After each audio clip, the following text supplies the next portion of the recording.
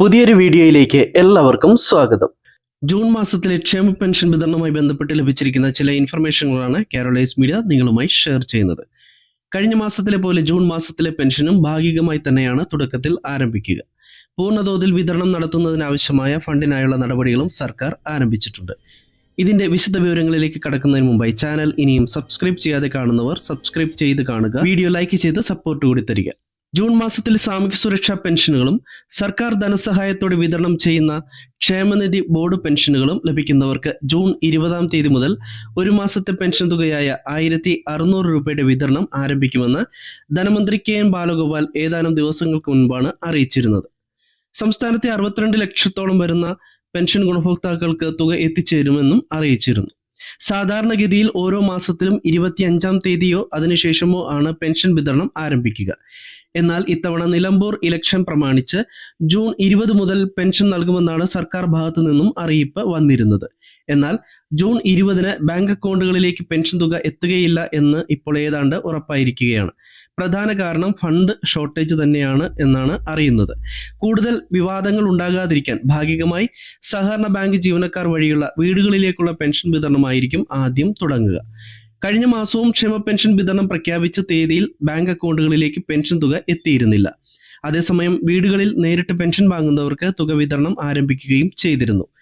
ക്ഷേമ പെൻഷൻ വിതരണത്തിനും അടുത്ത മാസത്തെ ശമ്പള വിതരണത്തിനുമായി 2000 കോടി രൂപ കൂടി കടമെടുക്കുവാൻ അതിനിടെ സർക്കാർ തീരുമാനിച്ചിട്ടുണ്ട്. റിസർവ് ബാങ്കിന്റെ മുംബൈ പോർട്ട് ഓഫീസിലെ ഇ-കുബേർ സംവിധാനം വഴിയാണ് 2000 കോടി രൂപ സംസ്ഥാന സർക്കാർ കടമെടുക്കുന്നത്. ഇതിനായുള്ള കടപ്പത്ര ലേലം ജൂൺ 24 ചൊവ്വാഴ്ചയാണ് നടക്കുക. ഈ ഫണ്ട് കൂടി എത്തിയ ശേഷമായിരിക്കും സംസ്ഥാനത്ത് പൂർണ്ണ തോതിലുള്ള പെൻഷൻ വിതരണം ആരംഭിക്കുക എന്നാണ് ലഭ്യമായ വിവരം. ജൂൺ 20 പെൻഷൻ വിതരണം നടത്തുക എന്ന് പറഞ്ഞെങ്കിലും എല്ലാ മാസവും എന്നതുപോലെ പ്രഖ്യാപിച്ചത് മുതൽ 2 ആഴ്ചയോളം സംസ്ഥാനത്ത് പെൻഷൻ വിതരണം ഉണ്ടാകുന്നതാണ്. ബാങ്ക് അക്കൗണ്ടുകളിലേക്കുള്ള പെൻഷൻ വിതരണം 2-3 ദിവസങ്ങൾ കൊണ്ട് പൂർത്തിയാകുമെങ്കിലും സഹകരണ ജീവനക്കാർ വഴി വീടുകളിലേക്കുള്ള നേരിട്ടുള്ള പെൻഷൻ വിതരണം പൂർത്തിയാക്കുന്നതിന് ഏകദേശം 10 ദിവസമൊക്കെ എടുക്കാറുണ്ട്. അതിനാൽ പ്രഖ്യാപിച്ച ദിവസം തന്നെ പെൻഷൻ തുക ലഭിച്ചില്ലെങ്കിലും ആശങ്കപ്പെടേണ്ടതില്ല. അടുത്ത ആഴ്ച ആദ്യം തന്നെ അക്കൗണ്ടുകളിലേക്കുള്ള പെൻഷൻ വിതരണവും സജീവമാകുന്നതാണ്. ഇന്ന് അക്കൗണ്ടുകളിലേക്ക് പെൻഷൻ വിതരണം ഉണ്ടാകില്ലെന്നാണ് DBT സെല്ലുമായി ബന്ധപ്പെട്ട വൃത്തങ്ങൾ അറിയിച്ചിരിക്കുന്നത്. ആർക്കെങ്കിലും വീടുകളിൽ പെൻഷൻ തുക ലഭിച്ചെങ്കിൽ അക്കാര്യമൊന്ന് കമന്റായി രേഖപ്പെടുത്തുവാൻ പ്രത്യേകം ഓർക്കുക.